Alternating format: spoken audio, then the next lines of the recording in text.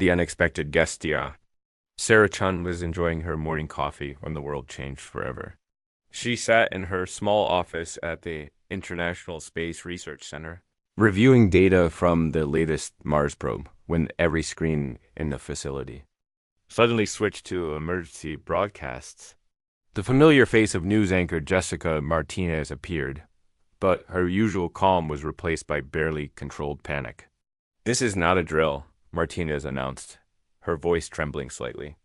"We are receiving reports from major cities worldwide of unidentified objects appearing in our atmosphere.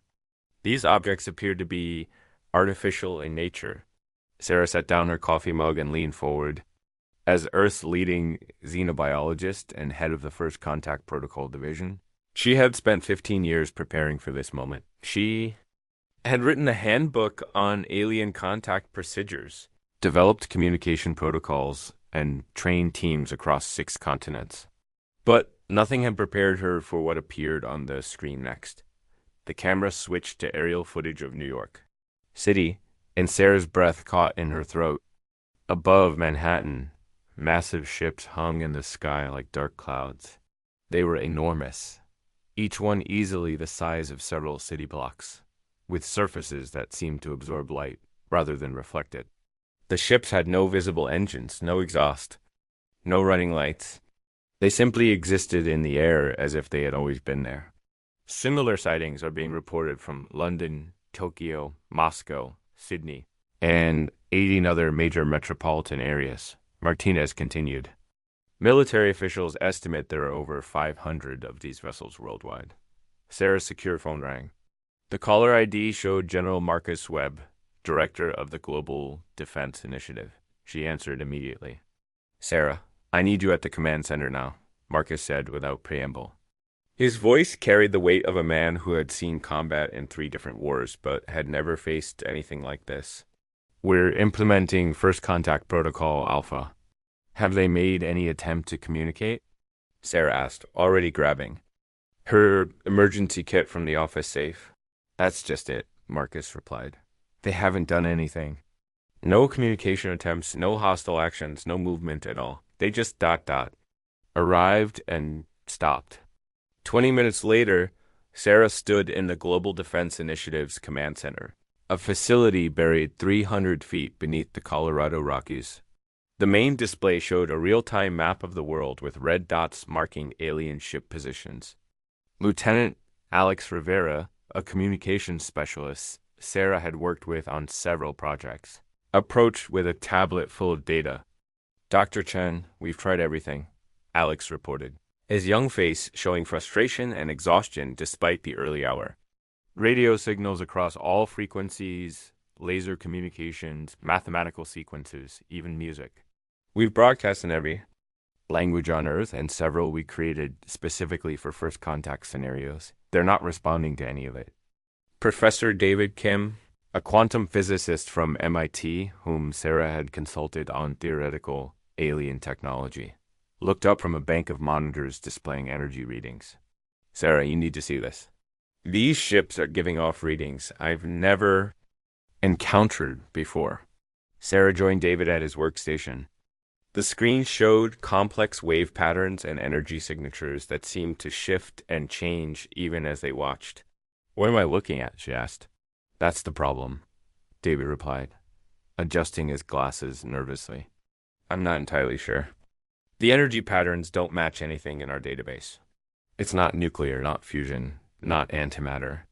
The readings are inconsistent with our understanding of physics."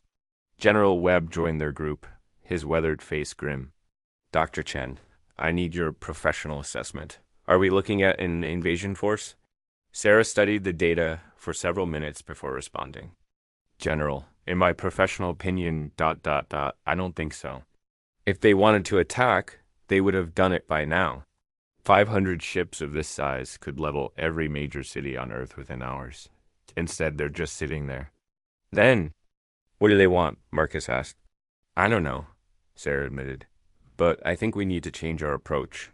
Instead of trying to communicate with them, maybe we should focus on understanding them."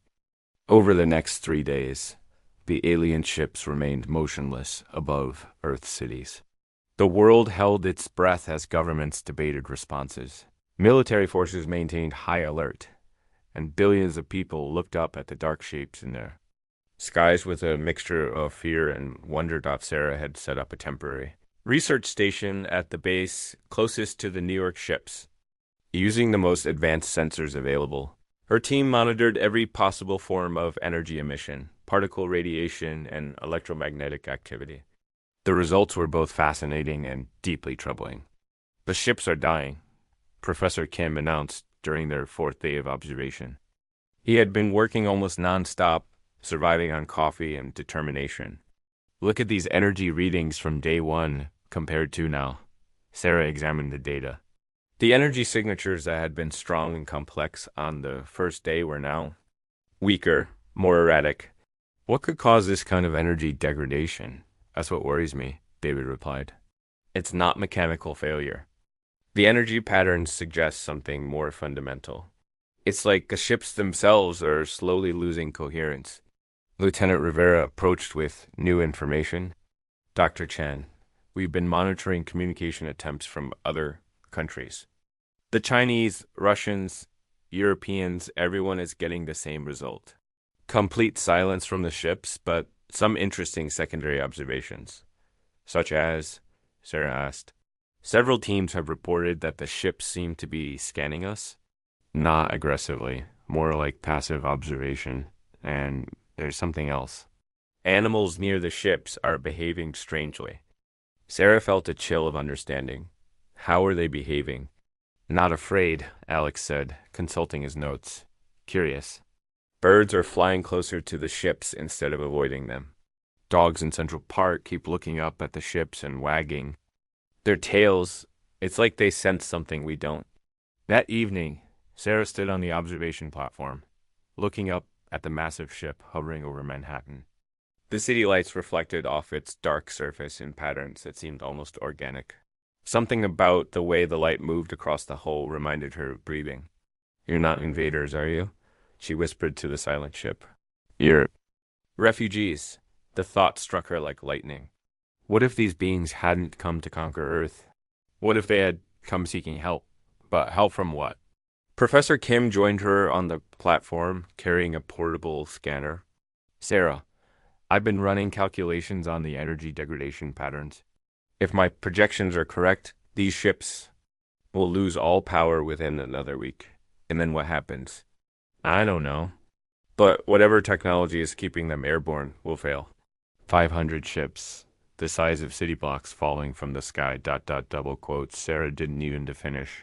The destruction would be catastrophic.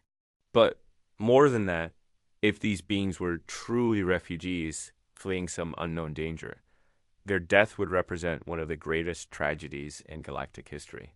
David, what if they're not from space? Sarah asked suddenly. What do you mean? What? If they're from somewhere else entirely. The energy readings don't match known physics, right?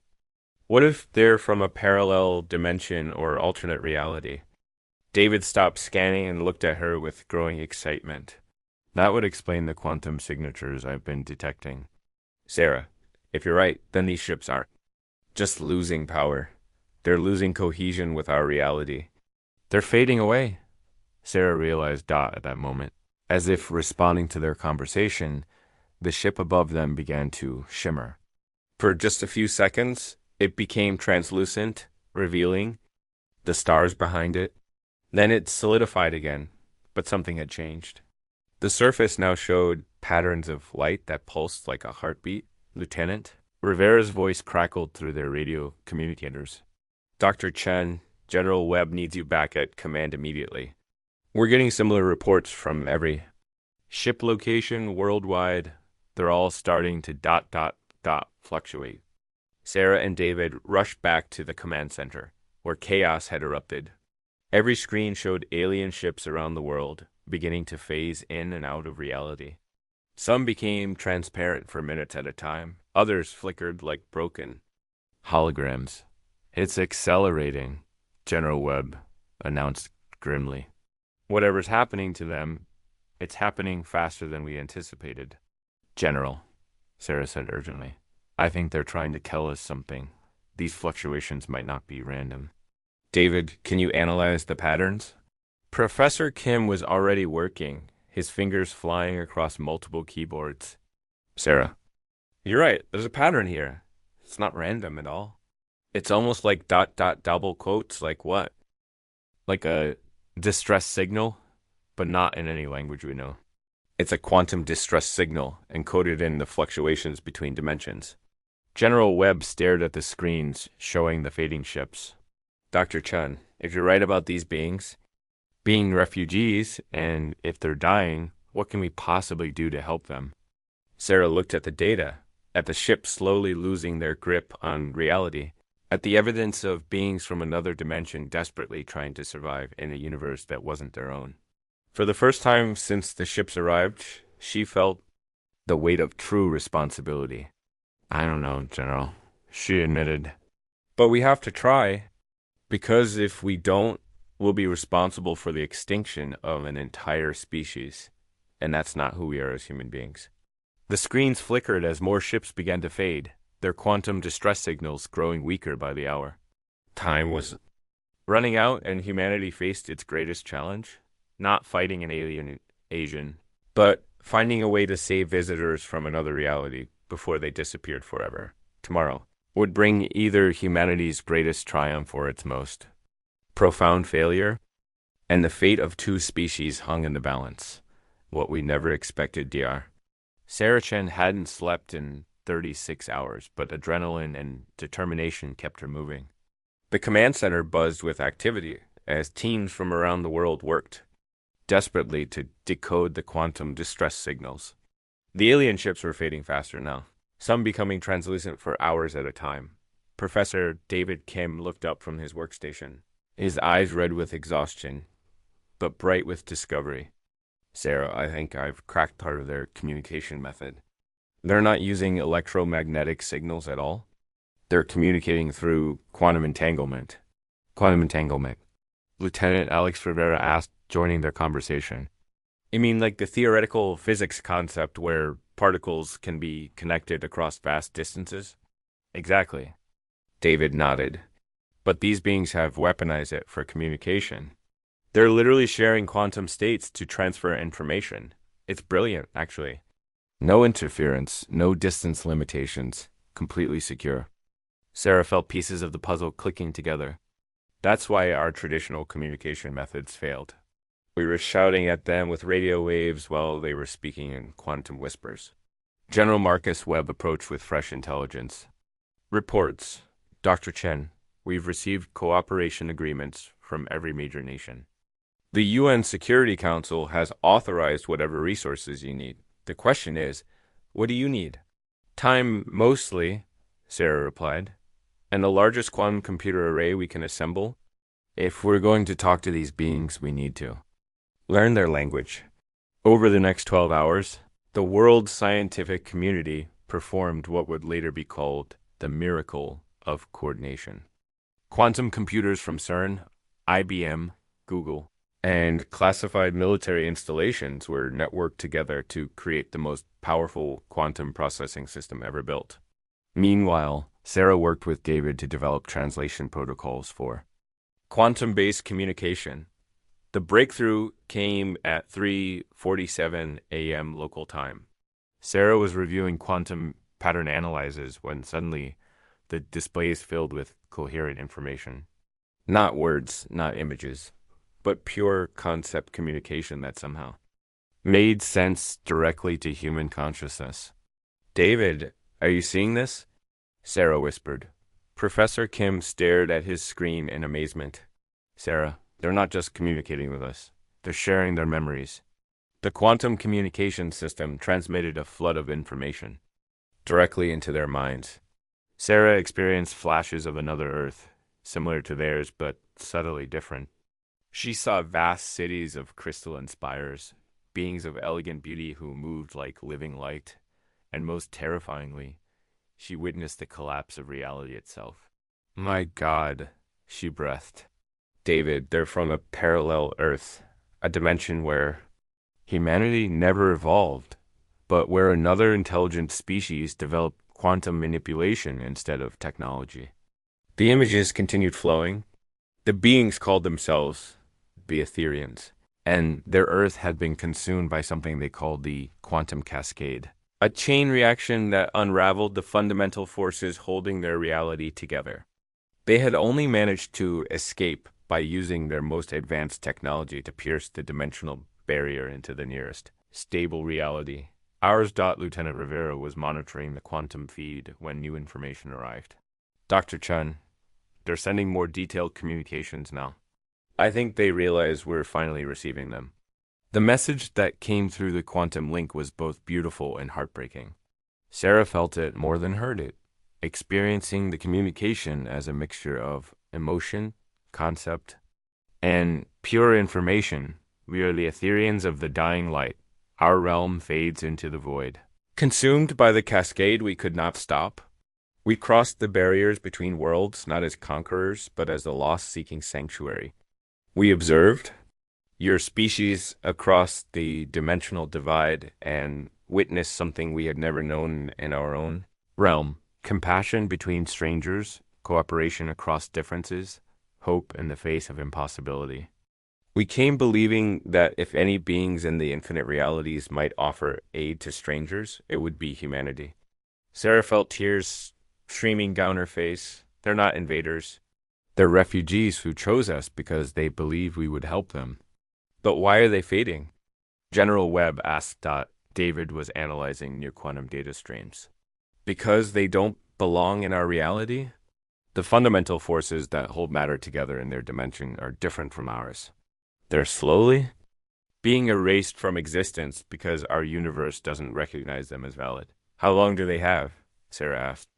At the current rate of degradation, maybe 72 hours before they fade completely. The next communication from the Etherians carried desperate urgency. We die in your realm as surely as we would have died in ours. We do not ask you to save us. We know not if such salvation is possible. We ask only that you remember us. Our existence might have meaning in your thoughts when we are gone. No, Sarah said firmly. David, there has to be a way to stabilize them in our reality. Professor Kim was already working on calculations. Theoretically, yes. We would need to create a quantum stabilization field that bridges the gap between their dimensional physics and ours. But the power requirements would be enormous. How enormous? The entire electrical output of North America, channeled through a quantum field generator that doesn't exist yet. Lieutenant Rivera looked up from his communication station.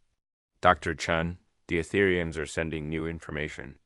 They say they can construct the quantum field generator using their technology, but ...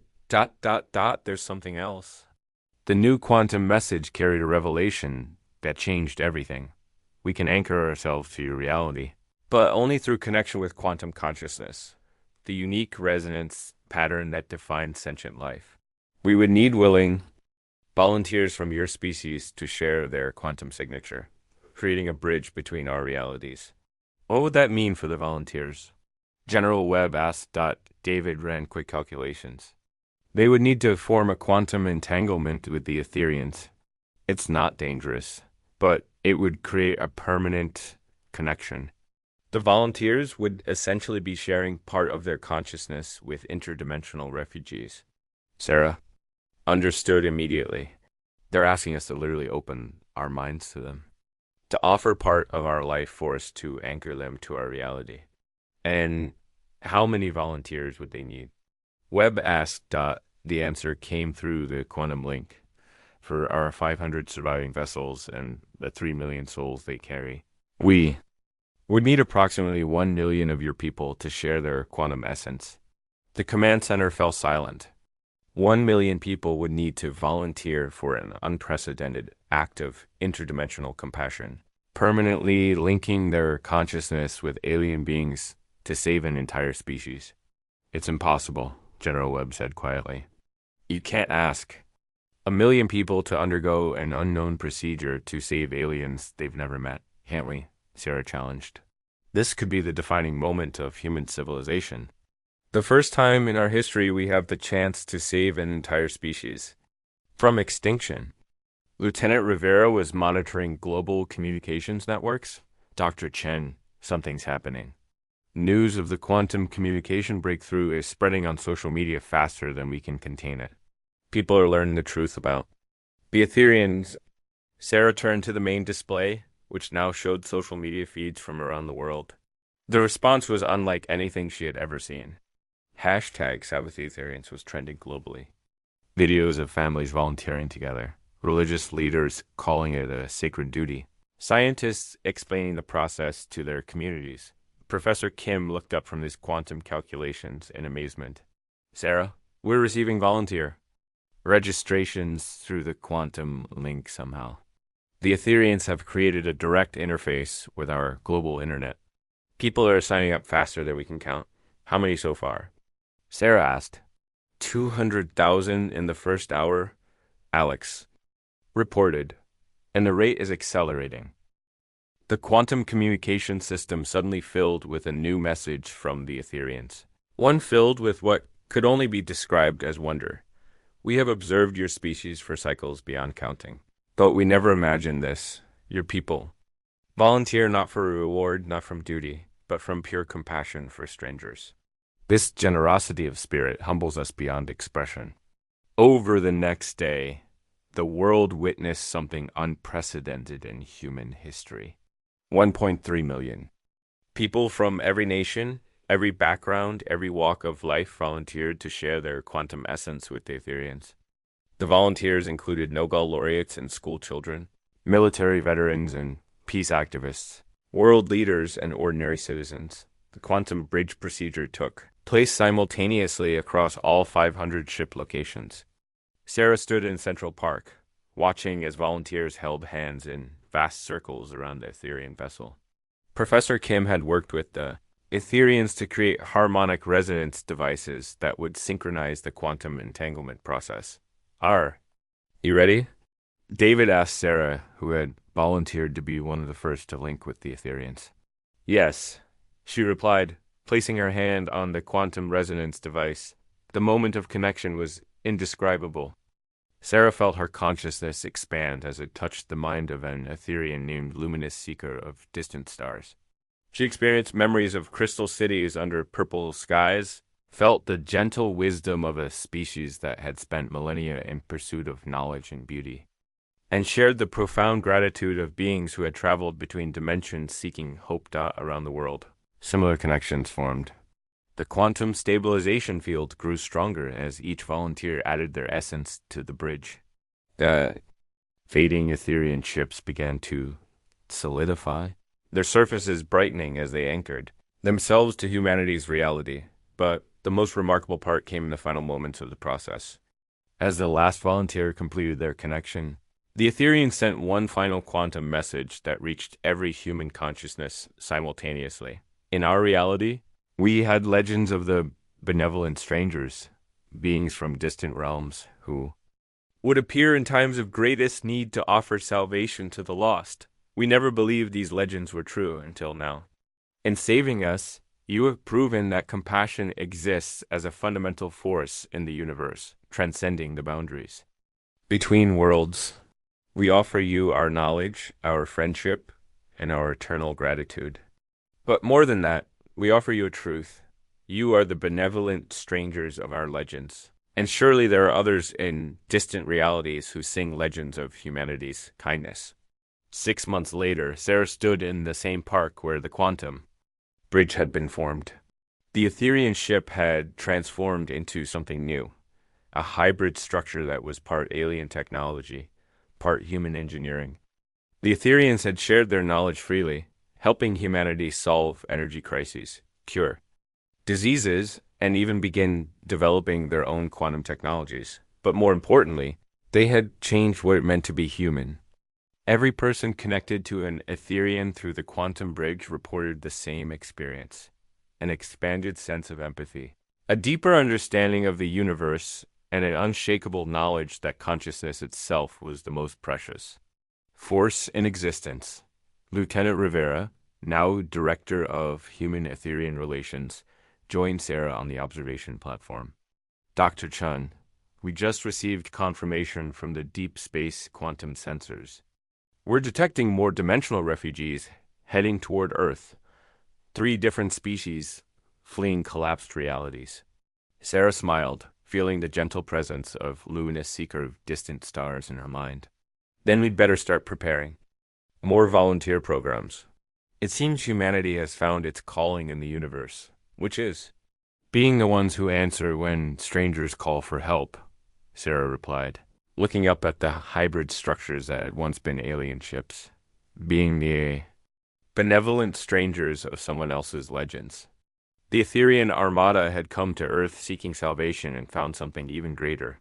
Proof that compassion could transcend the boundaries between worlds, and that sometimes the greatest victories came not from fighting aliens, but from saving them.